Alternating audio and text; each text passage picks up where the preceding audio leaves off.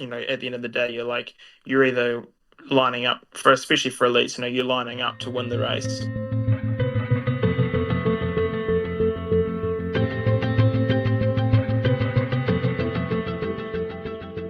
All right, welcome to the Greg Bennett Show, presented by Voleridge Health. I'm your host, Greg Bennett, and today's guest, well, he's arguably the most courageous man in the world of triathlon. He's a New Zealand triathlon superstar, and I'm so excited to have him back on with us again. It's been almost 2 years, and what a journey it's been. Fresh off silver medal at the Paris Olympics, where he made his move early in the second lap of the run, breaking away around the 3 to 4 kilometre mark and building it out to 15-second lead. And just getting caught with a couple hundred meters to go. He was caught by Alex Yee, but he hung on for the silver medal. His bravery and just all-out racing style have earned him the podium places at the last 2 Olympics and put him in very good company with legends like Bevan Doherty and Jonathan Brownlee, who also earned men's individual silver and bronze medals at 2 Olympics. But more than that, he's become a fan favorite. He's just always daring to compete, daring to just push when others are willing to sit back, and always striving to be better. He's just one of the most entertaining athletes to watch in the world. So without further ado, welcome back. And thanks for joining me on the Greg Bennett Show, Hayden Wilde. How are you, mate? Yeah, no, really good. Thanks for having me back on. Yeah, now where are you? Where are you? We tried to do this a week ago when you're in Boston, and then you went to Chicago. Now you're back in Europe. Where are you? Yeah, so I'm actually in Fushel. I'm here at the Red Bull APC Centre. My partner raced the half Ironman, the Pro Series in Zalmzee, and yeah, thought I'd come for a bit of a support crew, but also come and just see the team at APC to do some blood tests to see where everything is post Olympics and altitude and all sorts of stuff, and yeah, testing some secret stuff in the background of all science and sports of shoes and stuff. So no, it's a pretty nice weekend, and then you're from here head off to London for the Super League there. Nice. How's you get your blood results back quickly? Not that you have to share specifics, but No, no, not yet. But it was I did get a little sick after post Olympic, like 48 hours after the event. So it was just kind of only for 24 hours, but just in case if anything was kind of lingering around. Yeah, I didn't want to. I just wanted to double check, and when you go to altitude as well, you just got to make sure those levels are all good with iron and all those levels as well, as you would know. So it's just to kind of keep on top of things and making sure I don't fall apart at the end of the season. Is for me that's quite important for this year, especially at the end of the year is quite a big schedule, so got to keep on top of it. Mate, you've been pushing and pushing. I was going to sort of say, how's recovery been since Paris? And then you just look and you raced the Boston Super Tri, then you raced the Chicago Super Tri. You're having a weekend off, and then you got London, and then we can talk about it, a bit what you've got coming up. But it's a lot, mate. It's and people got to understand. Often we talk about how hard an Ironman is or a 70.3. As somebody myself who spent a lot of time doing this sort of super tri type racing back in the 90s, it is really stressful on the body. Have you pulled up okay from doing this kind of Paris Olympics straight into Boston, straight into Chicago? And now, how's the body feeling? Yeah, not too bad. Like I was very reserved heading into Paris. I normally race quite a lot, as if people do follow me. I do race a lot through the year, but I was only raced 3 times before Paris, so it felt like I hadn't even raced the season. So, but it adds up when you do the Paris Games, and if you do well, you've got media for about 2 weeks, and then after that, we went straight to Boston, raced there, and it was kind of like that first race after the Olympics is always hard to kind of pick up and Mhm. and get moving, and then after that straight to Chicago a week later, and then was back at home in Andorra for I think a few days, and then straight back on the plane to Munich to then drive to Zalmzee to watch a race, but still try and train in the middle of all that, and then back up here to Fushel to do some testing, as I just said before, and then to London, and then a week after that is the French Grand Prix final, because my French Grand Prix team Leah Van are in pole position for the French championship title, and I think after that is Toulouse, and then Way High, and then. Um, Malaga grand final and all sorts. So just keeps rolling. Maybe a Dubai T100 and finish off at Worlds in Tokyo at the end of the year. And you got the grand final for Neom for the Super Tri too, I Oh think. yeah, that's right. Yeah, I got that as well. Yeah, yeah. Jeez. Jump that in So there as well. so you basically you're finishing off the Super Tri Series, you're finishing off the French Grand Prix, you're finishing off the World Triathlon Series with their last couple of races. You're adding in potentially a T100 and a 70.3 world title. Yeah, you My might as well, goodness. eh? Like, yeah. I like I You I are love awesome. racing, eh? Like Yeah. it's and I Yeah. and I feel like I've got all this. I've just been training for like 6 months of this year. I might as well just use it all. So I'm kind of banking on that longevity, training, fitness, and then the races that for me personally aren't too important. Just train right through and use it as a training slash kind of race simulation block and kind of carry on. And yeah, you just gotta make sure the body pulls up right at the end of those as sprint distance after sprint distance. Even though the distance isn't small as you see it, like it's pretty harsh on the body. So it's just kind of managing your efforts within the race and trying to, I guess, yeah, win the race as easy as possible. But 90% of the time, my race tactic is not really efficient. So yeah, we might have to reassess. Yeah, I'm not. It was funny, Let's do this. Let's talk about the Super Tri races that you've just done recently, and then we'll go back a little bit and really dive into the Paris Olympics. But firstly, huge congrats for winning Chicago in what was a really strong performance. But what was interesting at the end of that, you weren't stoked about how you won the race. I think you like to have a race where you never take a break.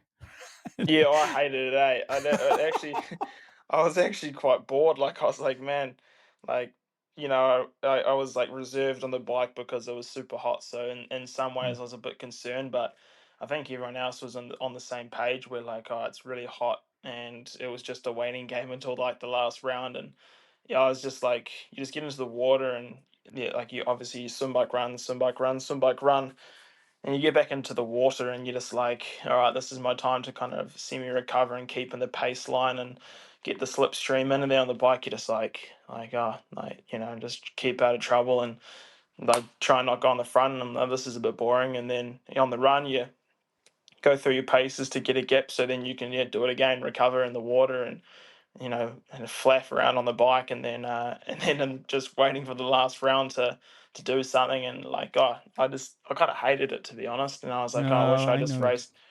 raced how I normally race, but at the end of the day it was one of the only ways you're gonna win because it was actually like it was like you know 34 degrees and it was proper hot, so if you went Mm. too hard too early you would yeah, I don't think you would have been able to see the finish line at the end.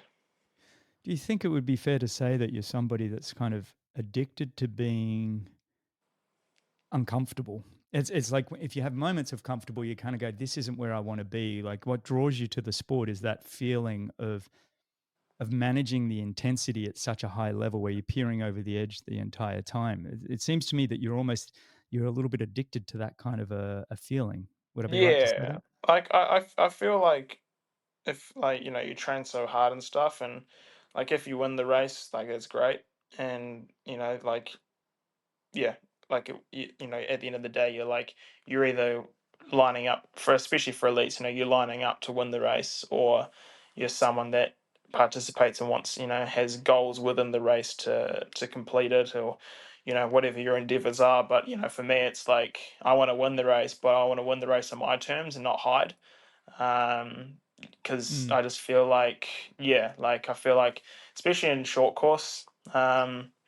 As everyone says, it's like swim for show, run for dough, where I kind of want to be dominant. Like, one day hopefully I can be competitive up in the swim, but, I really want to like race hard on the bike to make it aggressive and I think that's why a lot of people do veer away from short course because, like, it's just a running race, which 90% of the time it does come down to that. But I feel like myself and a few other athletes, like Leo Berger or something, we really want to light up the bike, but it's so hard to because the courses aren't just designed to get mm, breakaways go on solos or anything. It's just like straight line, flat power kind of stuff. So yeah, I kind of like to make it interesting. At least sit on the front and have like a high power, and like yeah, I'm pretty stoked to run off, like 370 watt average over an Olympic distance and run still under 28 minutes. It's pretty cool. Mm.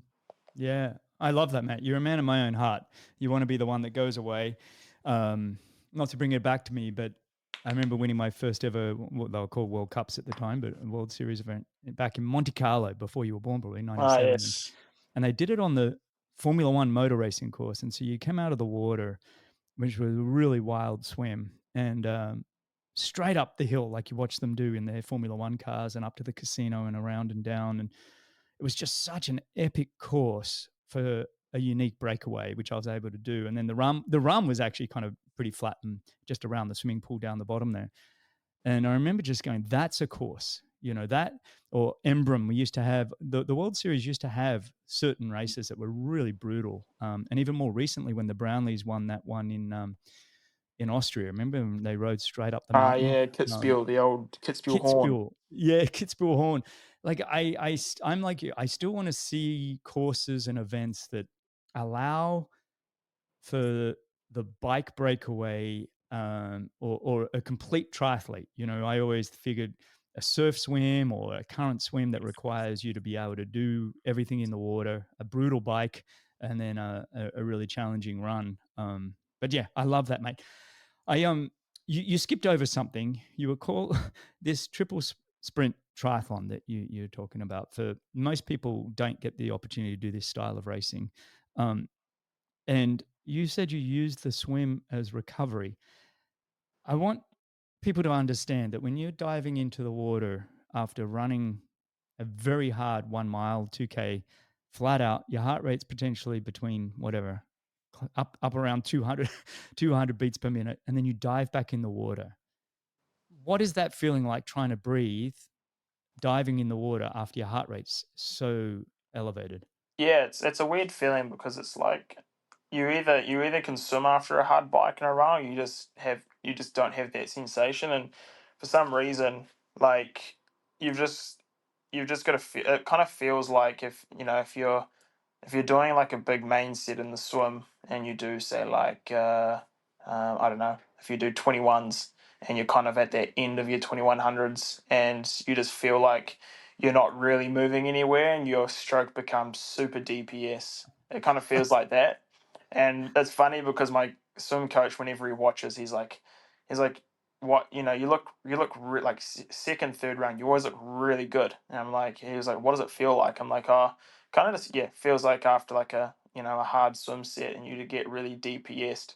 And yeah, Distance per stroke for people. Distance yeah, per stroke. sorry, yeah, Yeah, distance yeah. per No, you're right. stroke. I'm just trying to there. And it just feels like that, and you just got to maintain a good distance per stroke Yeah. to, yeah, essentially get yourself through the water, and it usually works out really well for me. And I actually feel like I probably swim as fast on the first leg as I nearly swim in the second and third leg. I don't know if it's because of the sort Mm. of engine I have as an athlete, but it's like I don't feel like I swim any quicker in the second or third leg. It's just like yeah, you just kind of you've got so much lactic in you, but if you can maintain a really good stroke, or so to speak, a technique, you can kind of get through that. And then at that point, you don't want to kick as much because you're trying to recover your legs to, about to get on the bike to then pull a big surge on the first lap or two and then get back on the run. So it's all about kind of managing efforts and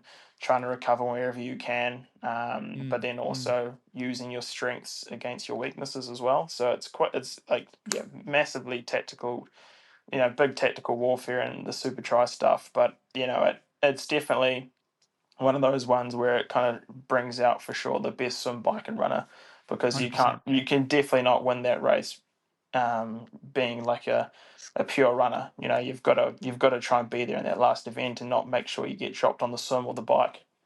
Yeah. Well, I mean, you did that in Chicago. I mean, you say you guys didn't work that hard on the bike, but you did make a big enough difference where Alex wasn't able to get on the back, Alex Yee, who had won the week before.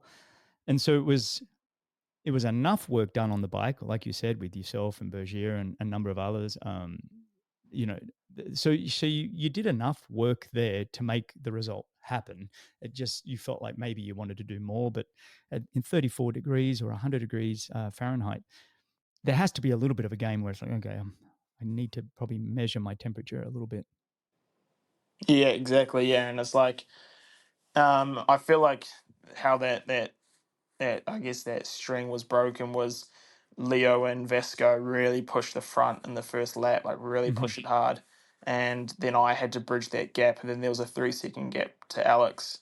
And like if I was struggling to push and get back on the wheel and not really making time, I knew that people behind me would be in trouble if they were in my slipstream. And yeah, it took me a good 2 laps to actually get on the back safely. Mm, You can get to the mm, back and then still be yo-yoing when you get there. So, I was pushing pretty hard to get there, and I was like, well, if anyone can hold on to my wheel, you've done a good job, kind of thing, because I know I'm pushing pretty hard, and it's the sort of courses where, yeah, drafting doesn't really help too much if you're in like a pace line because it's like really technical. You're yeah. surging all the time, and there's corners everywhere, so that kind of makes it a different element.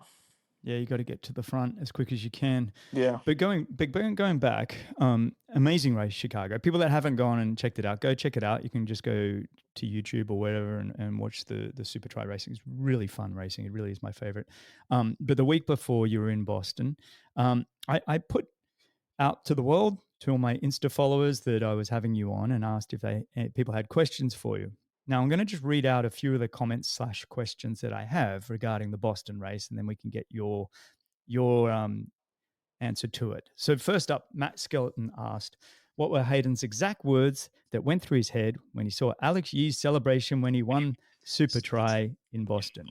John McKenzie asks. Um, Ask him about Alex Yee's celebration yesterday in Super Try after the respect Hayden showed him in Paris at the finishing line. Blazers Pizzak, I'm sorry if I'm not pronouncing that right. What happened at the finishing line of Boston Super Try with Alex Yee? Mark Browning, does he have a beef with Alex Yee? You get the point, mate. People want to know what happened at the end of the Boston race where Alex got you by less than a second right at the finishing line, crossed his arms with a celebration, and you looked a little bit miffed. What happened? Yeah, yeah, I think it was. I think I explained. I guess I just explained myself where when I won Chicago, I hated that way I raced because I just felt like I was kind of not doing a lot of work, and that's how I race, and that's how I always perceive Mm-hmm. myself as like a guy that just always is on the front and ripping it, and that's what happened in Boston. Like I was pushing it on the run the first few sectors, I was pushing it pretty hard on the bike, and I was always on the front, and especially that last round. And yeah, obviously Alex was always there competing, but you never really saw him too much in the front. And then he just, yeah, obviously used his really strong kick that he has at the end of the race. And I knew he had a short shoot, so I knew I had to rip the run at the start of the run pretty hard. And I saw he was a little bit behind after his bike fell over in transition, so I just had to push hard. And yeah, kind of came over and obviously and got the win. And I think more so I was a little bit disappointed that he did that just in front of me. More so just because, yeah, like it was a super close race, and I understand that you won the race and you get to celebrate, and you can celebrate how you want. But I guess when it was such a close race, and yeah, it was a little bit of hiding on the bikers, but that's race tactics, and that Mm, everyone has a different race tactic, and mine's obviously to always push hard and get on the front and give it some, and make a show of it. And yeah, I just thought, like, we're still really good mates, and we always get along really well. But I was a little bit like, oh damn, like you only bent me by half a second, and doing that in yeah. front of me, I was a little bit, obviously you have the race tensions, and you're a bit exhausted, and when someone does that, and I was like, oh damn, maybe he did Mm, win that mm, easy kind of thing. I was like, oh, I was a bit gutted, but it kind of actually fired me up. So I should more so thank him because it fired me up into Chicago. And as Greg, when post Olympics, it's you get that, as everyone says, you get that post Olympic blues where Mm-hmm. you've been training for this one race for 4 years, and when it's over, it doesn't matter what I think what position you get, but once it's over, and you're just like, oh, 4 years of training, and now what I do, and then you just kind of go into a bit of a slump. And yeah, when that happened, I was just like, all right, yeah, now I've got my fire back, and kind of was real pumped to get back into training, and get back into it, and delivered in Chicago. And yeah, it's kind of just like sparked it up a bit, re-sparked my flame a bit, because you just never know what is going to re-spark your flame heading into the Mm-hmm. for the rest of the year. And it's really hard to kind of kick out of that. So it was nice that my kind of mentality just went, all right, it's time to get back into it. And Mm-hmm. in Boston, I was actually really stoked with how I raced. Was swimming really well. Was biking, felt pretty good on the bike, and was still running, super well as well. Like I could have given up, and Alex could have dropped me, and at that, I think 600-meter mark, quite comfortably. But I, surged again and went around, and was trying to get around that left and right before Mm-hmm. him. But it was just one of those ones where, like, also if you were into the finishing chute before that left and right leg, it's going to be really hard for that person to lose, because it's Yeah. essentially only a 30-meter sprint. So I kind of knew when we went around that little chicane, and he just pitched me at there, and I was like, that was kind of the finish line. And you just obviously keep fighting until the end, but it's going to be really hard to kind of pop out around, because Mm. you've only got like 20 meters to really kind of get back into it. Mate, it's one of those where you nailed that. It's like anger gives you energy, right? In the short term, I don't think anger in terms of an energy is a really great. I think, I've had Mark Allen on the show, who talks about how love gave him energy, and then I've had Chris McCormack on the show that anger gave him energy. But I've got to the point that I think both give you energy, but I look at anger in a short period of time is really a powerful tool to get the most out of yourself. But love of what you do and the reason why you do something is actually what gives you that longer, career. Although Maka had a really long career, but I do think he loved it. Yeah, But 100%. have, have you spoken? Did you and Alex chat after that? Did you kind of say, "Hey, mate, that was kind of, you kind of that was a bit much," because I think if people didn't see the end of the race there, Alex folded his arms in kind of what you would suggest in body language terms as, "Hey, I'm the boss," right? Like I owned this, and it was a little bit of what you're saying is, well, you didn't own it, mate. I drove the Yeah, pace for it was 99% of like that race, it and you was got like me right at the end. if you completely dominated us, like, by You, 20 seconds or whatever, like, yeah, 100%, like, yeah, yeah, you yeah. completely dominated us. But like when you're that close, it's like, oh, I don't know. Yeah, Like everyone's each their own, like celebrate how you want, whatever. of course, of course, of But it's course. like, and everyone does counter argument, like, oh, I do like the Falcon Wings. I was like, well, I only do the Falcon Wings in Super League because literally Super League make me do it. They're like, do the wings. I'm like, oh, okay. All right, all I right. I I did that 7 years ago, but we'll keep doing it. Yeah, yeah. I was like, I I love it. guess they do give me the nickname, so I better keep it on. But then Yeah, no, Walt Van Aert always steals it now, so what's the point? yeah. It's already been people are already taking it for themselves.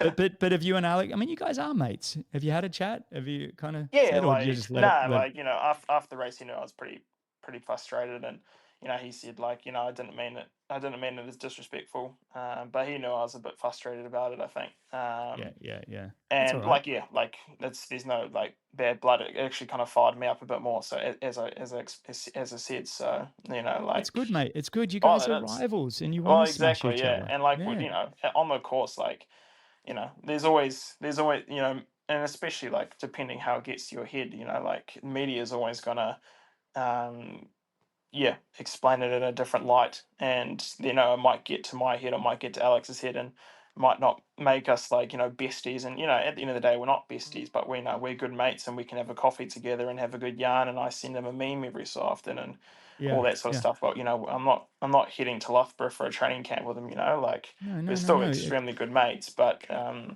doesn't mean we're like, if he does a gesture that to me, it's like, I'm not gonna say, like, oh, I hate the guy. No, no, no, no, no. At the end of the day, you're rivals. You're pushing each other to new levels constantly. And it's a great, you've got somebody that for the rest of your life you're always going to remember the battles that you guys have Oh, had. exactly. And you'll become closer when you both retire from the sport. Trust me. Oh, It's exactly. all the guys that I've ready that angered me like you wouldn't believe and fueled my desire to absolutely destroy them, like the stuff that would go through my head. And now, as some of my very good mates, and we talk about our kids and blah blah blah blah. Right? It's like a whole. Yeah, it's crazy. So anyway, mate. Well, you mentioned your engine.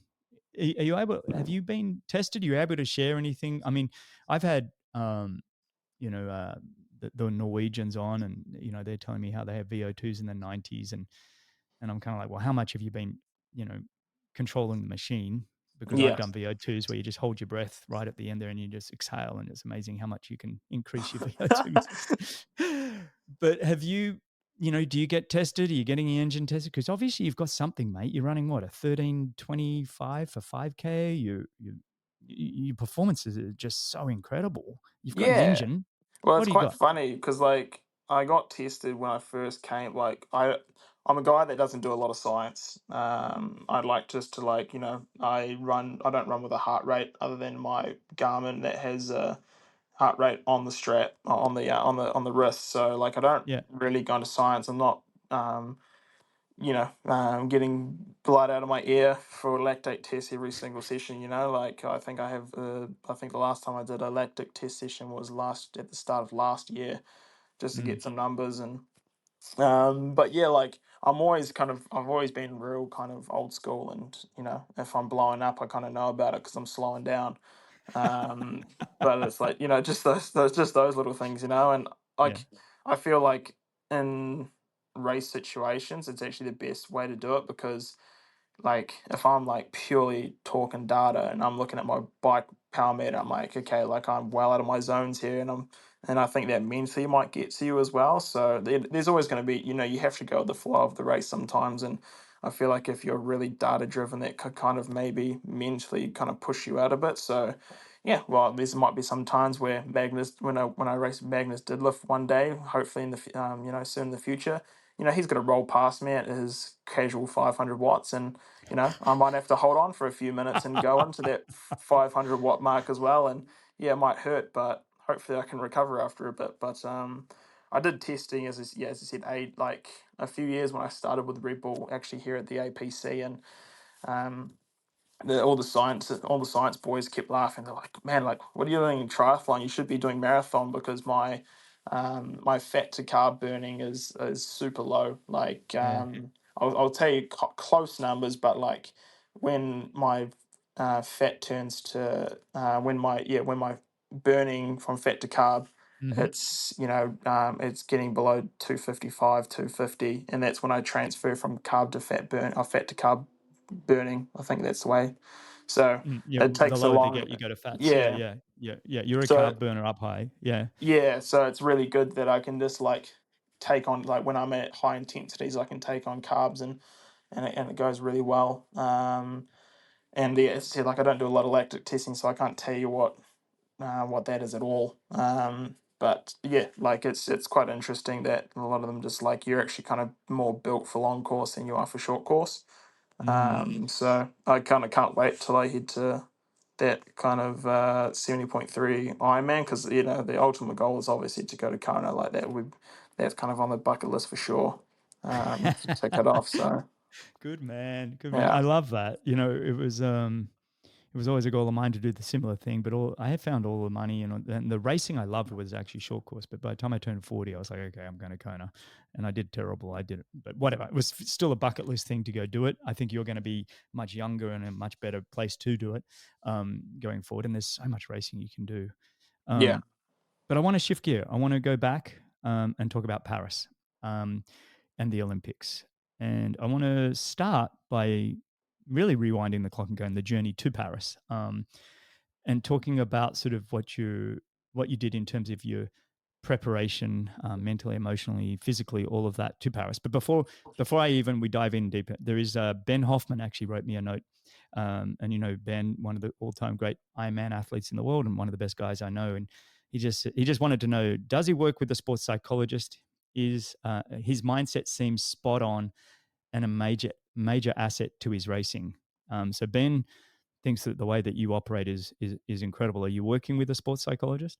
Yeah, like I work with like kind of on and off. I actually got recommended it by a few New Zealand triathletes, but also just a few locals. So this guy worked with Hamish Carter, and if you don't know, Lisa Carrington, she's our most decorated Yeah, Olympian in New Zealand. She's a kayaker.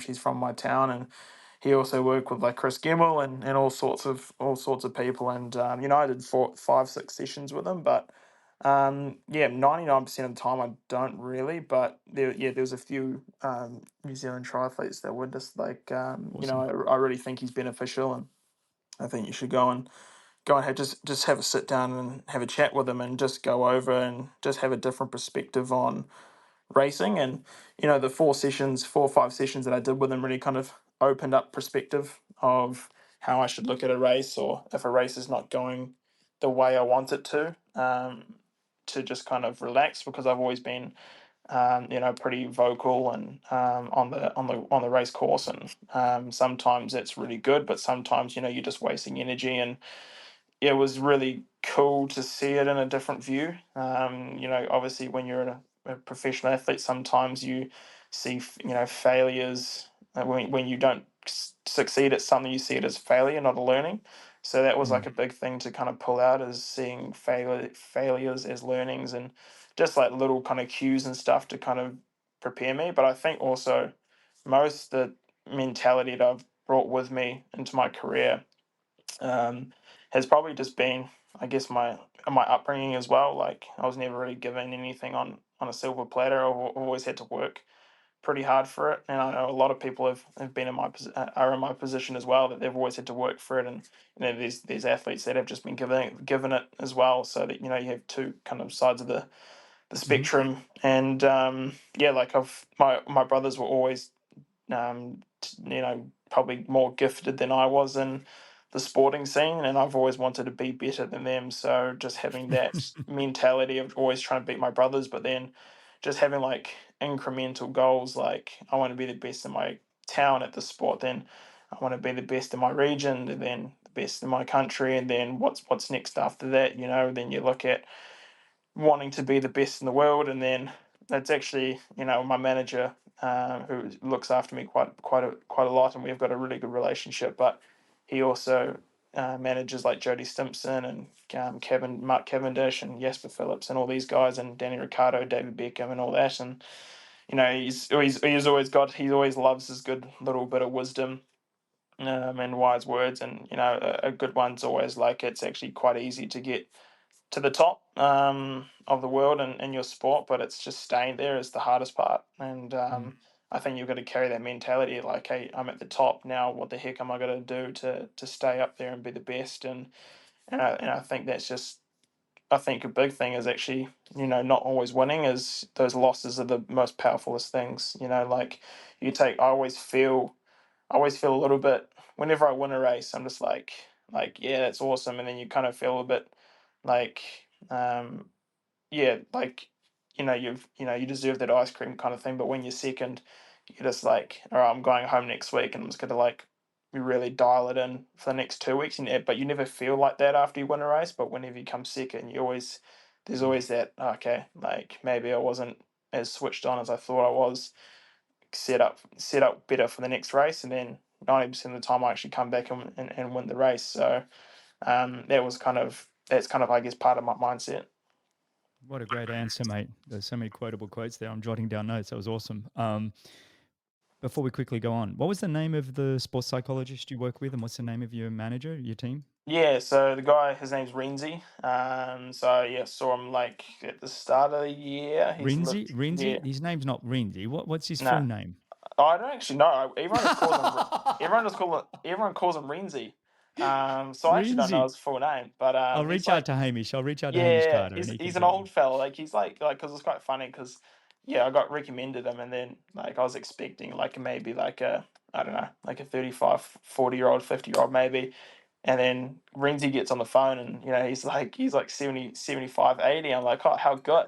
And all the way from Yeah. Christchurch, New Zealand, and he's worked with like All Blacks and everything. And he's just so Awesome. knowledgeable, which is kind of cool. And Yeah. And um, who's your manager? Who's your Simon manager? Bailiff. Oh, Simon Bailiff. Yeah, yeah, yeah. Yeah, so he Yeah. looks after some pretty cool names, but Yeah. also keeps my head grounded, which is always good. So he's Nice, mate. Well, let's do this. Let's tell us about your build up to Paris. You mentioned earlier that you only raced 3 times, which is not like you to start the year. What was it sort of, where were you and what were some of your key workouts leading up to Paris? Yeah, so I was in New Zealand for most of it, and the goal was actually not well until probably the New Plymouth World Cup was kind of my first race, so to speak. So that was just before what was meant to be the World Series in Abu Dhabi. So end of June, I was in New Zealand, but the aim was actually to not hit the preseason really heavy. So it was the first time where I was doing a little, like not a lot of training, but just kind of maintaining through that preseason. And wasn't really that fit, not as fit as I normally would be at that start of the year. So it was kind of like a bit of a change for me. So yeah, like heading into a few track races, and instead of actually racing the New Zealand track athletics, it was more like being on pace duties for my training partner Sam Tanner. So I wasn't really that fit at that point in time, which you don't really need to be. And then heading into the New Plymouth World Cup, I wouldn't say in great shape. I had a shocking swim, like nearly second to last, but I was riding like really, really well. It was probably the best power I've ever pushed in a sprint distance. I got off the bike at probably about 380 watts on that ride. And I was on the front trying to catch back up because I was well behind, and then had a sub 13. No, sorry, sub no, sorry, sub 14 5K. So it was like a 13. I forgot what it was, but it was pretty rapid. With dead U turns in it, everybody. Yeah, so that was These like runs are never fast. yeah. And I was like, yeah, it was arguably like probably like 100 meters short, but it would still give me like a 13:45 because I think I ran 13:30, and I think it was about 100 meters short. Hmm. Hmm. So it was one of my best 5K runs as well. So like we were just purely doing big base in the New Zealand season, and I don't know what happened in the swim there, but I was definitely well off. And then Hmm. heading to Abu Dhabi, we did some more pre sessions with Sam, which was like still not doing anything special. Wasn't really kind of kicking into the season yet. We just wanted to do Abu Dhabi to obviously just get some points for the World Series. And I think we did like a workout. Only did like one or two workouts. Were pretty classic. You do your 6 by 1K, and especially for us, we normally do 8 1Ks at maybe like 2:55s, but when we get down to the 6 1Ks, we'd probably do it a little bit faster. So we'd do two at like 2:55, two at 2:50, and then two at 2:40 more or less, just to kind of get that run speed on the road. Hmm. And then headed to Abu Dhabi, which the race was, as everyone probably knows, and watches short course, was cancelled due to weather. So that kind of put pickle in the old regime. Hmm. And then from there I just went straight to Andorra, to altitude, and it was my first time in altitude. Where I was up in staying at the hotel in Pickmayard. This is where like That any was your odds. first time going into the Olympics. Was the first time you've been doing altitude? Yeah, it was risky. I can tell you That that. is risky. That Yeah, is risky. but we Go kind on. of we kind of just banked that. We just looked at the data behind what sort of athlete I am, and we were kind of pretty confident that I was going to react really well to altitude. Hmm. I Hmm. was meant to do it last year post test event, but like obviously crash and recovery was key, and I wanted to get my hip sorted, so we cancelled that and didn't go up there. So it was kind of like, oh well, I hope that science is right and I do well up here, and did the altitude block in Who was up Andorra. there with you? You had I Brad was just Beer solo. I was a because solo. Oh, you're solo? You had Yeah, that beer right at the end there, though, didn't you? Because he was texting me saying Hayden's yeah. So he crushing it. was at the second. He was the second block. Yeah. Okay. So we Okay. I did two blocks. So Yeah. um, yeah, did like a 4 week block up there just to see how the body reacted. I brought my treadmill up from Belgium, so my partner's from Belgium, and I had my Woodway treadmill there, and her parents wanted to come up for a lovely holiday weekend for because it was still snow there in May, so they brought my Hmm. treadmill up from Belgium, and I was able to run at 2,400 and swim and pick my arm, which was to about 2,200, and was kind of just doing more just mileage and then coming down to 1,000 meters and doing track workouts. And I was probably doing some of the best track. Well, I was doing standard track workouts that I would do. So we did some 10 by 800, and that was at like 250 pace, and I would finish it, and I was like, wow, I could do another five more if I wanted to at this pace. Like it just felt so easy, and I was going down and doing bike sessions. At like 6 by 5 minutes at about 360, and just the rate of it, like the rate of recovery was just like it was just so That's quick, awesome. like because I've never Yeah. done altitude before, and I was like, dude, this is unreal. Like no wonder Yeah. these all these cyclists go up. And then so I was just like, oh, 360, that was easy, and then you recover in like a minute, and you're like, okay, sweet, let's go again, and it's like bang, bang, bang. I'm like, this is awesome. And Mm. then I was actually talking to Cam Worth, and he's like, yeah, that's the one thing that's super interesting about altitude. It's like, it actually doesn't make you stronger at all. It's more so your recovery is just a heck of a lot better. So you can actually hit those training sessions a lot more consistently and recover from them a lot quicker, as obviously you're producing more red blood cells. So and that was pretty much like spot on. Like I wasn't training like I wasn't training any faster, but I was doing the sessions that I would normally do, and recovering a heck of a lot quicker. So I was able to do more, Mm. which then obviously makes you faster, because you're training more and you're recovering more, and you can hit those quality sessions with a lot more quality.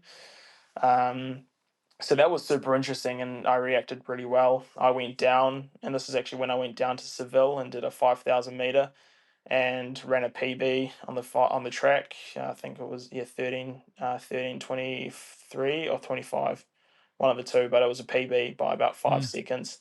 And it was quite funny because we went through slow. So for us, the pace that was meant to pace us through at 7:55, but we went through at 8:09, Oh, even wow. 8:11, and that's like 13:30 pace. So we had to bring it back in the last 2K. So, and I actually finished the race, and I was like I felt so good. And I couldn't, like, I got fifth in that race or something like that, but it was just like, since I didn't do any speed work, and I'm racing against these track athletes, so I could not close. Mm. And but I finished the race. I was like, man, like I feel great for just running a 5 second PB. And Mm. this was a week after coming down after altitude, and but that was also in probably a 24-hour training week as well. Mm. So I was feeling like just like confidence was so high. Um, and then the week after that, I went to a French Grand Prix in Saint Raphael, which is quite close to Nice and Mm. Antibes. And then, yeah, did a race there, got a puncture, and that was Yeah. the first race I raced Alex in. It was just a casual, yeah, French Grand Prix. And I was second, he was first, because I got a puncture and had to run back up, and still ran. I was the fastest run on the day, and I had to run through the whole field because I was last onto the run. But it was like really positive that I was pushing pretty hard on the bike, and was able to run the fastest splits. So that was another confidence booster. And then from there this was heading into kind of that peak summer, 3 months out before Paris. I was in Antibes for about 2.5, 3 weeks with my swim coach Fred, and this is when we began our second block of swim training. So yeah, that was with like 7 Olympic swimmers, and then a few others that are part of the Antibes squad, and was just doing big mileage in there. And yeah, it was quite hard mentally, because the only way I knew, and my coach knew, Fred, that we were going to improve on my swimming performance was just biomechanically changing everything. So I was actually at one point swimming the worst I've ever swum in the last 4 years. I was This is in May. This is in Or was May. it? Yeah, this is just out of May, and I was like, So hang on, you've gone first time altitude, changing your whole swim technique. Go on. yeah, I know, right? So like I'm on top of the world. I'm biking amazingly. Yeah, I'm yeah, running the yeah. best I've ever run. This is fantastic. And then I'm trying to change my swim biomechanically, because I knew that was the only way I was going to be more efficient and swim better. And I was just swimming trash. Like, it was not good, eh? Like I did like a 1,500 meter swim at like a swim meet, and I just got chucked into the deep end. And I was like, I think I swam like 30 seconds slower than my PB that I did 6 years ago. Oh It was not gosh. quick. I forgot what the pace was, but I was like, Yeah. I was mentally just broken. I was like, I just got beaten by like a 13-year-old in front of like a French crowd, We've all and these been there, guys. buddy. We've all Oh been mate, beaten by the 13 oh, year I old. know, but it's like everyone was wanting photos, and it's like, oh guys, I just got like embarrassingly my ass kicked. I was like, oh, this is not good. And I was pretty frustrated. There was a couple tears as well. I was like, mate, this is 3 months out before the games. I'm swimming like an absolute donkey. Yeah. Um, and then like it was just one of those things where I just had to be like, I just had to keep being like consistent and just getting to the pool and just working on this new technique. And then one day, it just when we're training, it just all of a sudden I was swimming from, I was like, with this new technique, I was swimming. We were doing like a session which was like 6 by 150, and then a 50 max. And the 150s, I was swimming like 155. It was shocking. And this was meant to be threshold, and then like a 34.50. I'm like, geez, what the heck?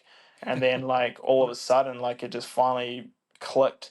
And then I was swimming 143s on the for the 150s, and then 28, 29 lows for my 50 maxes, and I was like, yeah, that's a bit better.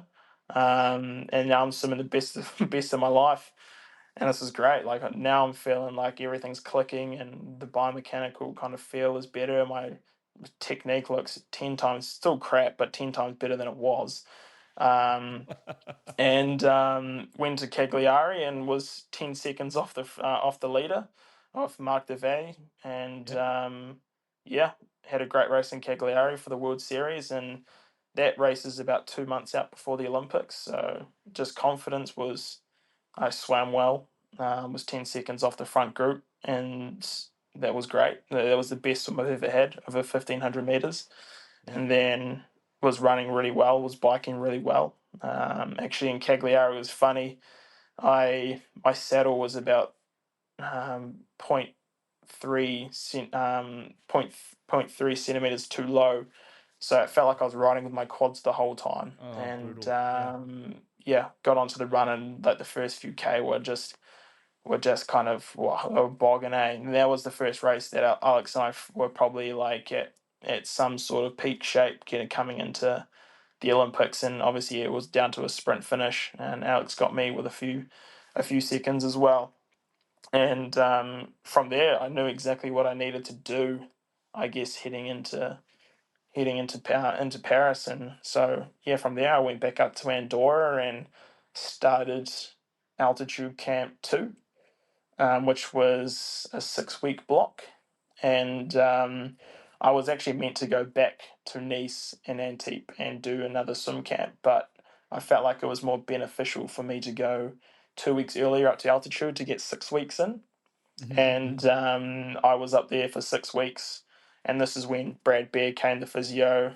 My coach was there. My Sam Tanner was there, my running partner, and then I hired two of my good mates, Ryan Lunn, who's from San Fran, and he was there for the yarns and just morale. And he's a triathlete himself, and was just there to push me. And on the days that I just felt average, And then my friend Tom Mulai, who was from Christchurch, and he was essentially meant to be there for Sam for pacing duties over like the 200 sprints and stuff. And he got on the bike for me to pace me on the track. And then I had the whole swim squad from Antique. They came up to altitude, and there was about 10 athletes that were going to the game. So then I had my whole swim squad there, and yeah, that was pretty much the preparation. 6 weeks in altitude, and then yeah, What's the altitude of Andorra? You were 2200 and 2400 earlier. It was the same, or yep, was it? same one. Yeah, so we did the exact same protocol we did in May, Yeah, yeah. but we stayed up there for 2 weeks longer. That's awesome. So Yeah, people know that 2200 meters is 7200 feet, 2400 meters is 7800 feet. For people living in Colorado, Boulder, you guys are at high 5000s, but when you get up to Aspen and Vale, they're 8500 type 8000. So no, but it's all in that realm. yeah, It's like just when you're at that point. I had Dan Plews on the show last week, and we were talking about altitude training. And my theory was, because we always lived in Boulder and our house was right at 6,000 feet. And I always found when I would come up from Australia training, and then I'd do it 2 weeks, very aerobic, nothing too intense, and then go down to sea level and do a hard run race like you did by going down doing that 5K run race. And then I would come back and would do 4 weeks. And it was like right at that 6 weeks, it was like I really felt like I could go down to sea level and take a deep breath in at the start and exhale at the finish, if you know what I mean. Like, obviously, it yeah, wasn't that easy, but it was like their power. Not, and I actually, like you, the swim was always the one I'm like, ah, and but the altitude almost helped my swim so yeah. much. It's I could crazy. sprint, Like yeah, and not it get makes you tired. so fit. Yeah, And like for example, like Sam Tanner, he was pretty injured. He had Achilles insertion issue, so oh, he wasn't running. He hadn't run when he got to Andorra. He hadn't run a run session, nor even just running 6 weeks for 6 weeks, 8 weeks, and then he was able to. He just by doing cross training, he was doing a bit of running on the lever machine at 2,000 meters. He was swimming at 2,200 meters, and this is a 1,500 Olympic runner that hasn't run yeah, for 6 to 8 weeks. yeah, And his first race, with doing maybe a handful of sessions and 4 weeks of training, he was able to run a 3:34, 3:30, yeah, 4 high 2 weeks in a row, and he did about a handful of sessions before that.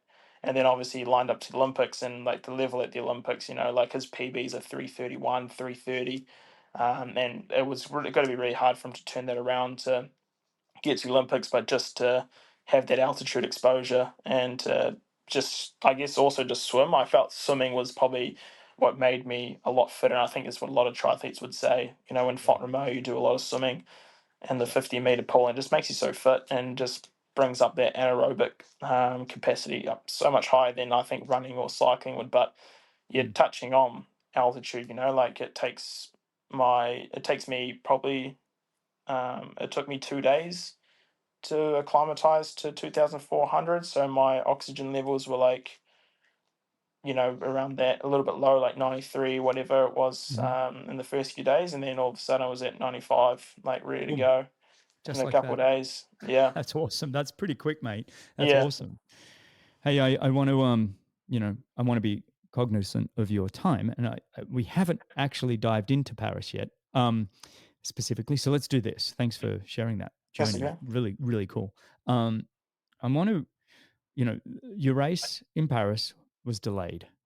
Tell me, did that affect you, or you just kind of roll with it? You seem like a pretty, as much as you're intense, you also seem like somebody that it wouldn't have phased you as much as it might have others. And I don't mean to put thoughts and words into your own head, but did them delaying the start day affect you? Nah, not really. Like, I kind of like if you actually just like read between the lines of like what the like even like pre-Olympic months out were like, these are our dates, these are our alternative dates, and this is the date we're going to do a duathlon. I'm like, I'm not even going to train for a duathlon because if it's a duathlon, it's a duathlon, whatever. Yeah. But like, I was kind of like, well, it's a very high chance we're going to be racing another day. So just like if it happens, just don't let it phase you, but also just bring that into your altitude training regime. So we did we made sure that I wouldn't be in like a red, because with altitude, you can either do that, you can race either like the 2 weeks before, or you have to Hmm. wait 2 weeks and then race like 4 weeks after, or something like that. You don't want to be in that middle zone, because that's when your body feels fatigued and it You don't kind want to of. be in that 10-day window is the critical part. Yeah, Yeah, yeah, yeah. exactly, Or they yes. come either come right down and do it right away, or don't come in that 10-day window usually. Yeah. Yeah, Anyway. Yeah. exactly. Yeah. So we made sure that the last day was on the 10th day window. And Hmm. so we're kind of fine with that. And obviously, you wake up at 3 and you get an email and you're like, ah, damn, like, Brutal. oh, well, back to bed.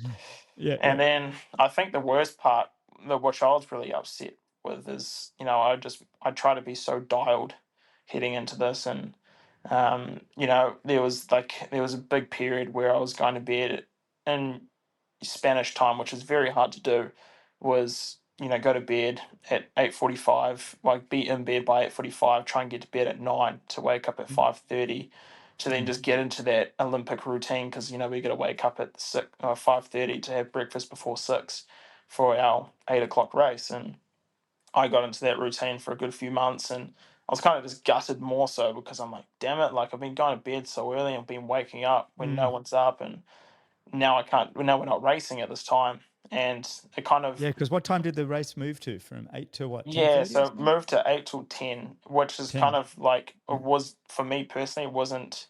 It was like, obviously everyone's in the same position, so it didn't phase me that we're racing another day, but it did spark question marks in my head that we're racing at 10, Mm. because I hadn't done any heat training. I knew it was going to be a hot day, so I was a bit concerned about what was going to happen. I just kind of hoped it wasn't going to be a hot day, and with our luck, it was the hottest day in the Olympics, and the humidity was at 90, not like 99%, and it was just disgustingly hot. Like, it was Mm. 31 degrees. The humidity was up because it rained for the women's race and wasn't raining for our race. So Yes, yes, the it was steam just coming up. disgusting. Yeah, And yeah. I think that was the only thing that I was a little concerned about. But yes, you said, like, I was pretty chillaxed. I know there was a few athletes that stressed out a bit, but I'm like, well, that is what it is, and as long as we get to race, that's cool. But I wasn't phased. But yeah, the change of time really, I think, even if I look now, that's the only thing that I feel like that potentially sacrificed my race plan, was the change of date, or the change of time, Mm, that kind of mm. made that race a lot hotter than it should have been. Yeah, it's interesting, isn't it? You try and predict using the old models, in front of us, the old calendars. And I remember my wife Laura training for Beijing Olympics, and she was about as lean as you could come. And it wasn't through anything special diet; she was just very, training that way. And turned up in Beijing, was predicted to be in these, mid 30s, and it was going to be incredibly hot and humid. And the women's race got the coolest day in the entire Olympic Games, in fact, and it and it was a it's just it didn't work in her favor, and you Yeah. do the best you can. But I got a question from Sylvia B. Wants to know, was Paris the most disgusting water you ever swam in? We've had some questionable Yeah, I swims. know. Like, it wasn't bad. We've. I think I was actually more sick after Tokyo for our Mm, test event than I was after this one. Like, yeah, I did get sick 48 hours after the race, but like, we've summoned some pretty grim places, to be fair. Like, it's yeah. just, obviously the media just got hyped right around it, and we've always had some issues with the colo levels and stuff. And like, at the end of the day, like, if you're gonna try and race in the center of a big city, you're always going to have pollution problems. And if it's going to Mm, rain, it's a big city, you're always going to have drainage issues, and that's what makes the E. coli levels obviously really high. And that's a risk that they took. And yeah, it's obviously quite hard for them to. I think in the athletes' eyes, it was hard to not know why we didn't have a plan B and a plan B to race somewhere else, mm, mm. Well, I which think is Barry like Shepley said it understandable. good. Barry Yeah. Shepley had a good point. Did you hear him say? I don't know if you listen to my show, but he came on right. He was at the Olympics when we did this recording, and he said, "Greg, why didn't they just copy a format like Leeds? Where you swim in a really nice place and you build an Olympic infrastructure around it, and then you bike in to town and you Well, do funny you laps in say town. that. There was actually a few years ago. I didn't race it, but it was about 3 years ago, and it was a French Grand Prix, and it was essentially the first test of the Olympic course. And I think Vincent Lewis made it, and it was a French Grand Prix, and it started in like a lake or a pond sort of thing, Mm. and it was about 20k out of town. And then what happened was they swam there, got on their bikes, and got a police escort all the way into town, into Paris, and then they ran a circuit in Paris. And Mhm. that was essentially what it was meant to be. But then obviously they got the good idea of let's swim the Seine in front of the Eiffel Tower because it'd be sick, which it kind of was in reality. But in retrospect, I don't think it was yet. I think the other idea would have been cool was the whole Leeds concept, and you can still ride hard 20k into town, and then you could do like a 20k crit circuit over Yep. 3 kilometers and do like 7 loops. Like, and that's exactly what Leeds was, and they definitely could have for sure done that. Yeah, yeah. Look, we swam in the River Seine. I don't know if I'm pronouncing it right. French, please tell me. Um, we did it in '96 in a World Cup, and it was a dead river then, and I mean dead river. There were dead fish floating down, and a dead dog on the side of the river, and Chris McCormack was in it. We were talking about it last week on the episode, and it was foul. And to your point earlier, I think we've swum in some pretty nasty things, and I do think the media hyped this one up. From what I understand, it was actually the movement of the river that they were almost more concerned about than the pollution. Yeah, it was crazy. Yeah, which I think added to the event. Now, like I said earlier, I love a surf swim or a river swim, and you got to understand the currents and the movement of it all. But you had. Let me just take you through the race real quick because I want to get to the run portion where it really happened. But basically, you had an okay swim, but probably not to where you'd hoped. I don't mean to put words in your Yeah, mouth, no, but definitely. you were a minute down. Alex was 30 seconds in front. You had to ride that bike pretty hard. Everybody was on. It didn't look like any group was sitting up. Everybody was really, that was a bike race. People knew you were behind. It was pushing up front. You were chasing hard from behind. That bike, did you feel like you ever got a chance to have any kind of reprieve? Not that you like reprieve, but it seemed like you had to push pretty hard the entire bike to get to that lead group. Yeah, so I kind of looked at it, and we got up to the front group in under 12 minutes, so about 2 laps. So Mm. there was 2 laps, so we did 2 laps hard. I was riding pretty well with Christian and a few other guys from Austria, and it was like we were working pretty hard. But I kind of just looked at it as like as I look back when I got into the group, I was like, this is essentially that was just a 10-minute effort, and I've done thousands of 10-minute efforts. So I don't feel like it fatigued me a lot. Obviously, like the swim, I got pretty beaten up, and the line that I was on, and it's just a toss of a coin. Like there were some athletes that I'm always beating out of the water that were in front of me by a mile, and then there was athletes that normally kick my ass that were behind me by a mile. So it was just the luck of the draw, and with that water movement, it was just one of those things. And yeah, like I'm pretty happy with kind of how I biked it as well. Like the first few laps, I pushed pretty hard, and then obviously, if you saw, Dylan McCulloch, who was my teammate, came Mhm. behind. We're at that point, we're about 15 seconds behind at that point after 2 laps. And then Dylan came back, and yeah, everyone, the front group thought he had a puncher, but he came and supported me and sacrificed his race to come and help me get back to the front. And he just did like a Hail Mary pull and put us back Big into the shout out, race. Dylan. Big shout out, buddy. Oh yeah, Sometimes we like don't if you, praise these guys enough. Yeah. oh yeah, like if you, like I tell you what, like probably the best domestique you probably would have seen at Olympic Games, like in history, like the way he rode, to come back to the race and rode us back into the race, like it just saved me a good, I would say, 5 to 10% easily, which I needed on that run. And yeah, once we got there, it was kind of just making sure you're in a safe position, and kind of staying safe to get onto that run. But yeah, like the pace was on. We were pushing pretty hard. Yeah. So forwarding up to the run, from what I saw, you're a little bit at the back end coming into T2 and getting out. You had to do some work to catch up to Oi, Alex oi, early just fell off the on. Wi-Fi. I have a couple of messages from people. The Balam Tri team say the tactics about leading the run and taking the risk, we loved it. Please never change. Berto says, "Hey Greg, thanks for sharing the show.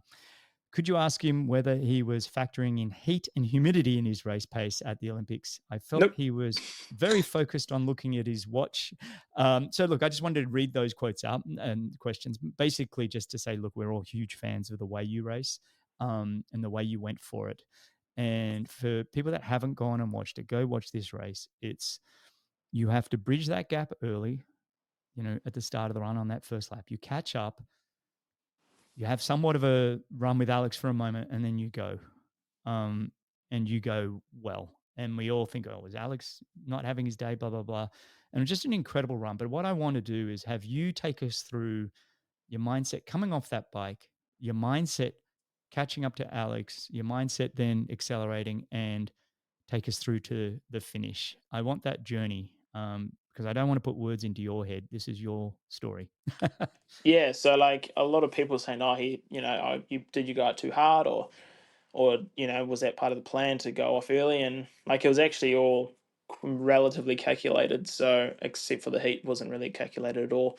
But yeah, like my plan, I didn't have the best transition, but the reason for that was I wanted tighter shoes, so I had my laces a lot tighter than I normally would, because it just as if you've raced Mhm. in carbon shoes, it's always nice to have a firmer fit, especially if you want to run quick.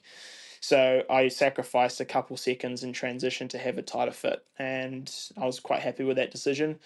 Yeah, obviously I went out and was really checking my watch in that first few Ks, as it's the Olympics. You get very excited and you don't want to go out too hard. And I was actually really happy with my first K. What And it was was it? exactly on point where I wanted to be. So I went through at about a 2:44, Mhm. which was, yeah, ideally in a perfect world, if we started at 8. My aim was between 240, 245, 250 pace for the race itself, because I just knew that to win the race that you have to run 28 mid, and that was going to win the race. And yeah, obviously ran that 244 and was able to bridge the gap, and kind of stayed relaxed. And then yeah, the second K was feeling really good, still pumped out at 247.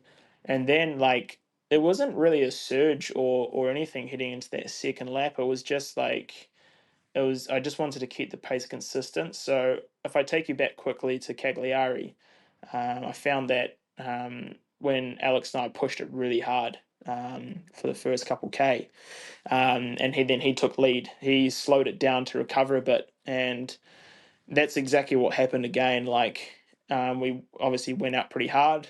He went out pretty hard as well, and that pace kind of slowed up a bit. And I was like, all right, this is when I need to accelerate a bit, because I know Alex can recover really well at a high pace, so I can't let it slow down and let him recover. So essentially, I just went around and kept that pace around that 248, 250 mark, and I saw that I kind of had a bit of a gap heading into the water station. And I was like, well, the plan. I had a few plans, because you never know what's going to happen. You got to Mhm. always have a counter plan, and this plan that I aimed out in the first few K kind of worked, and I didn't realize I had like quite a big gap, and I didn't look back once, and I kind of just went for it. And then like I was really happy with my pacing, like keeping within that 250, 253. I know it was getting pretty hot, so I kind of was thinking on the spot, and it's very hard to think in that race, because there was just so many people and it was just crazy and you couldn't think on the spot. But I was really just kind of looking at my watch more so to kind of keep myself in kind of you know uh, in kind of position, and keeping myself in mind of the race, and reminding myself, this is you're still in this a normal race, and you got to keep to your plan and don't get excited. And yeah, I went out the first two laps, it was like a 14:20 or 14:23. I forgot what it was, but the first 5K I was really happy with, and actually felt really, really good. And I saw that it had a good 10-second gap, more or less. And the third lap for me was I actually toned it right back. I was like, okay, like you've got a gap. Don't Mm. mess it up, don't cock it up, and just use this lap as relaxed because you know he's got to come back hard in that Mm. last lap. And I was running about that third lap in about 303, 305. So I Mm. really toned back because I knew that I had Mm. to really push on that last lap. Like I used obviously a lot of energy in that first five, and this is a good opportunity for me to recover. And yeah, coming into that fourth lap, I had about 15 to 17 seconds or something, and I didn't realize how big of a gap I had. And I essentially, when I got over that transition line, I was like, all right, you got to put your foot down. You just got to go for it. And I tried to go, and then my mind was like, I feel great, but my body was like, nope, you're not moving. And I was like, shit, this is not good. And then so my next K was, I had 2.5K to go. And I just said, I just got to do all I can because I know what it felt like to get bronze, but I know what it's going to feel like to get gold. And Alex has beaten me many times, and I just really wanted to, get the big one. Um, and then, yeah, that last lap, I just tried to go, and the body wouldn't let me. And I saw a 307. I was like, oh no, this is not good. And then I was kind of like seeing 310s for the next pace, and I was really, really trying to push. And there was about at the 1500-meter mark to go, where you turn left onto the just Mhm. before the first bridge, and I kind Mhm. of stumbled a bit on my gait. And I was like, okay, like I'm in trouble. Like I can hardly lift my feet now, and I'm running Mm. pretty slow. And I got over that first bridge and I saw like 13, 14, yeah, 3:14 pace. And I was like, oh shit. And I was thinking about getting some water, but I was like, no, you've got 800 meters to go. You just need to put your head down and you need to go and you need to go hard. And so I used the momentum down the hill and I actually got a bit of my stride back into it. And I wasn't looking at my watch at this point because I was like, I just need to put my head down and dig. And I saw him obviously about 5 seconds behind, and I was like, I maybe could hold on here, like quite, only Mm. just if I get this little advantage up the hill. And I did that U-turn coming down the hill, and I just essentially my body just fully gave up, and I was running like everyone was like, oh, like it was a phenomenal sprint finish, but I was like, yeah, no, I was running about 340 pace at that point. And it was kind of gutting because yeah, where he made the pass, I tried to cling on, but I just couldn't do anything. In my power, my just had nothing left, and they passed me just in front of my whole family, and I was like, oh shit, that kind of sucked. And then yeah, got to the finish line, and I knew I just gave it absolutely everything. And like I went to my race plan, and I think the only thing I just did not calculate, and like I don't think I would have been able to calculate it, was just that change of heat and the change of time Mm. of the race. Because yeah, for an 8 a.m. race, and haven't been doing a lot of heat training. And if you probably saw a lot of athletes being in Font Romeu, it wasn't like people in Font Romeu, and Font Romeu's right beside Andorra, and as you saw, it wasn't really warm. It was raining quite often, and it was not a great summer around the Spanish area, and it wasn't hot. And I just didn't do the preparation for it, and that's on Mm. myself. And our team didn't calculate that, and it is what it is. And we know that I gave it absolutely everything, and it just wasn't meant to be. So yeah, like I guess looking back, like I'm just proud of the way I raced, and I raced the way I wanted to race, and just take the balls by the horn. And like what I Yeah. could have done is just caught up to Alex and just sat on him, and just and just once again just have another race as it normally is between Alex and I. We just trade leads every so often, and then sprint finish. But I didn't want it to be that way, like it always has been. And yeah, it was Mhm. just wasn't meant to be, I guess. Well, mate, Hayden, that was an incredible story. Incredible insights as to what was going on. Incredible bravery for the way that you raced and you just took it to the world. And you should Yeah, be everyone was feeling it was tremendously pretty cool proud because like even like Jan of and the way stuff, he was you like, mate, raced. that was bloody ballsy. No, unbelievably ballsy, and what even more so, it's one thing to go for the win, and I don't know if you have, but I've gone for the win in some occasions and either finished on the side of the road or well out of the podium. and the tremendous strength you had for when your body's saying nope with that, 1,500, 2 kilometers to go, your body's saying nope. Your mind's saying yes, but your body's saying nope. The strength to hang on even for the silver. I know that sounds, you want the gold, you want the win, and you've gone for it. And because it's one of those where you could be sitting here talking to me going, yeah, it was a bummer. I just remember Alistair Brownlee in London that time where he, passed out on the blue carpet. It happens, but you actually had the strength of character to keep on going. You gave a hell of a race and something that'll go down, in the history of the sport. You will come back Oh to yeah, it many, don't many, worry. many I think times about in it your every night. in the rest of your life, mate. I got a fourth to your boys, Hamish and Bevan Doherty in Athens Olympics, mate, 20 years ago, and I still go back and go, man, I got screwed with where our transition was, and the top of that the top of the hill on the second lap of 5 when they went, and I turned around and I asked Tim Dom for help to bridge across, and he said, I can't. Yeah. Mate, I have Tell gone you what, through it mate. that many times, Tell you and the what. I'll couldas, tell you what. The wouldas. Brits had an absolute pole position transition. I'll put that out there. Yes. Yes. No, it does. It affects the race. The Yeah. Kiwis had the pole position in New Zealand, mate. I was world number in Athens. I was world number 1, and I was used to getting my pole position that you earn. And then for everybody who Yeah. doesn't know, come the Olympics, they pull it out of a hat and they put the countries. And Australia, I remember we coming Yeah. out of the water had to turn right to go to our bikes, and everyone else Yeah. went Because that left like and the work. exit of transition Yeah. right. That's Sorry, right. But I'm it making it works about pretty me. well I because I don't think mean where the to. Brits were, they were pretty much first, which is not great for them out of the water.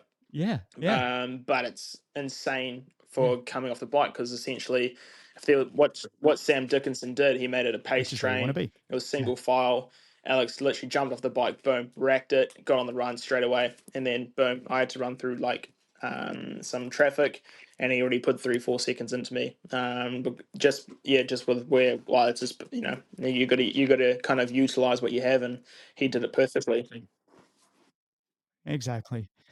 Look, it is what it is, but I just want to make sure that you always know when every time you go to beat Yeah. yourself up in the next 50 years, know that us as huge fans of the sport, that your peers that have all been through these Well, circumstances it's the all funny just thing think the is like a world lot of of you, mate. people actually say like not really congratulations on the medal at all. They're like, man, that was a race.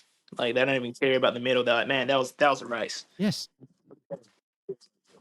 Yep. Don't care, buddy. You and the thing is, even if you listen to Dan and I talk about you in last week's episode, I remember being in Noosa last year, and we're going to wrap up here soon because I know we've taken a lot of your time. But I was sitting in Noosa with Belinda Granger and a whole bunch of other people, all triathletes and everybody. And Dan and I were discussing. I said, "Yeah, Hayden's the guy that anybody I talk to that's written Hayden Wilde a note and says good job or anything, you've been amazing at getting back to people and letting them feel like they're a part of your journey." I remember Belinda Granger saying, "Yeah, I wrote him in Hamburg, and he had half an hour to his race, or I don't know what the exact word." And you wrote her a lovely note that you have made Belinda Oh, she's my Granger your she's my biggest mother fan at one forever, point. and that's she's your mother. But mate, you've got it. You've got these people like myself, Dan Plews, Belinda Grant, all of us just think the world of you, buddy. And it's not because of just what you're doing on the racing circuit. It's the way that you handle yourself, the way that you've come and you're coming on this podcast again to share your journey and your story. Your last episode we did is still one that I reference so many times. So, mate, Cheers, big mate. shout out. I just want you to know that you're doing incredibly well. I don't mean to Don't worry, embarrass you my on this show girlfriend's right now, laughing at but I me at just the want to make moment. sure you hear it. Yeah, she will. She'll So you're ground you. actually a She'll tip. put you.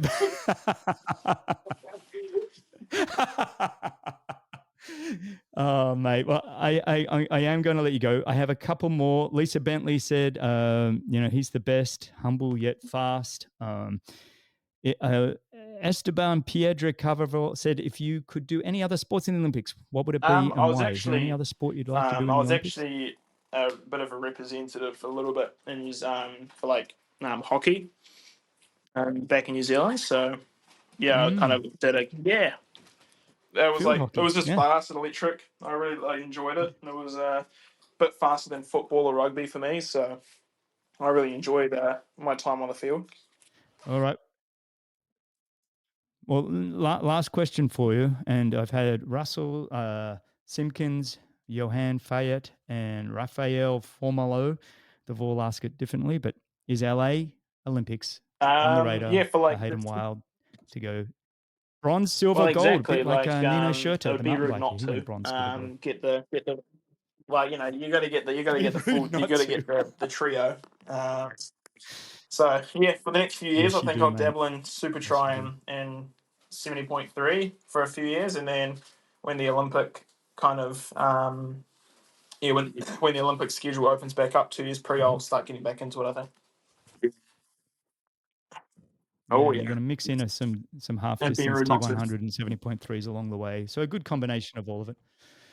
Mate, this has been fantastic. Just love chatting with you, buddy. And like I said to you pre-show, I'm building a studio now, and we're Yeah, going that'd be to have you sick. come in and actually just sit on a lounge, and we'll talk. But it's really, really great stuff, buddy. Congrats again on Chicago last week.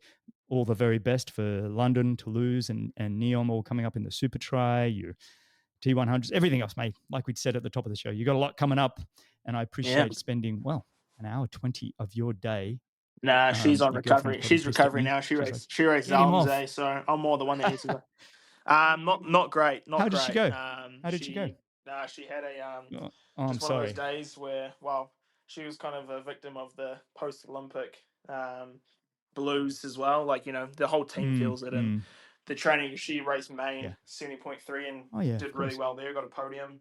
And then it was quite hard for her to get consistency in with Mm, going straight to Paris and then having a few weeks kind of, yeah, just all over the show. And then, yeah, the race, well, yeah, it just wasn't, she just couldn't, like, her form on the bike and run was actually really, really good, but just couldn't get out of gear two. When you're in a field, when you're in a pro series race yeah, and I get it. you can't get out of gear two, it's pretty hard to hold on to those gills. So we've all been there. We've all been there. We've all been there. It'll come around, and it's great that you guys have each other.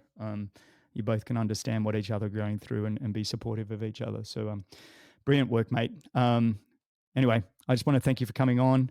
Yeah, no, cheers Been for a having me, wonderful mate. conversation, buddy. All right, mate. And for everybody listening, you can find all the show notes, timestamps, and everything else at bennettendurance.com/media. Mate. All right, Thank stay you. on the line, buddy. Cheers.